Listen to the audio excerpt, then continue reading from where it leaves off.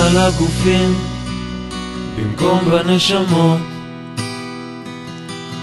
כולם רוצים רק לעצמם, רוצים בלי שאלות. והשנאה שמתגברת, רק קנאה והדמעות. רוצים לצאת מהקופסה, להתעורר, כי ככה אי אפשר לחיות. אבל קיימת עוד תקווה, שנתקן את הכוונה, נחזור לחיות באהבה בינינו, אם נאמר כולנו יחד אמן. נחזור להיות כולנו חלקים של השלם.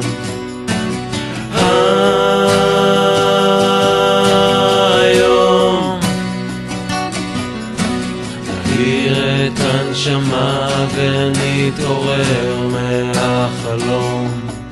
לא קולטים את המציאות והתסכול רק מתגבר,